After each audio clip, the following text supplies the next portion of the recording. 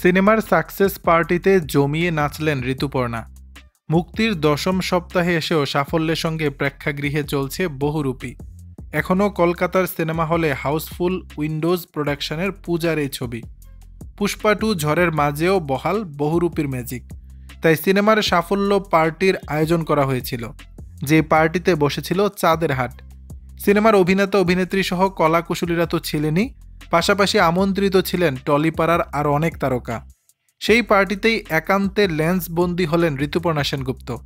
পার্টিতে সবুজ স্লিভলেস ব্লাউজের সঙ্গে মানানসই কালো শাড়িতে মোহময়ী দেখাচ্ছিল অভিনেত্রীকে। বহুরূপীর ভাইরাল ডাকাতিয়া বাঁশির তালে ঢুমকা লাগালেন তিনি। তার সঙ্গী তখন অভিনেত্রী রীতাভরী চক্রবর্তী। একসঙ্গেই নেচে পার্টি মাতালেন দুজন। তবে নাচের মাঝে ঠুমকা দিয়ে স্পটলাইট কাড়লেন ঋতু। সোশ্যাল মিডিয়ায় ছড়িয়ে পড়া ঋতুপর্ণা রীতাভরীর এই নাচের ভিডিওর নিচে নেটিজেনদের মন্তব্যের ঝড় বয়ে গেছে। একজন লিখেছেন, মাঝে মাঝে ভাবি ঋতুপর্ণা সেনগুপ্ত 90-এর দশকের নায়িকা হতে পারে, কিন্তু আজকের দিনের নায়িকারা ওনার ধারে কাছে নেই। সেই এনার্জি, নাচ আর এক্সপ্রেশনও দারুণ। কেউ আবার ঋতুপর্ণাকে লেডি সুপারস্টারের তকমা দিয়েছেন। কারুর মন্তব্য, ঋতুদি জাস্ট অসাধারণ। প্রসঙ্গত, বহুরূপী সিনেমার ডাকাতিয়া বাঁশি গানটি ব্লকবাস্টার। দর্শক, কেমন লাগছে ঋতুপর্ণার নাচ জানাবেন নিচের কমেন্ট বক্সে।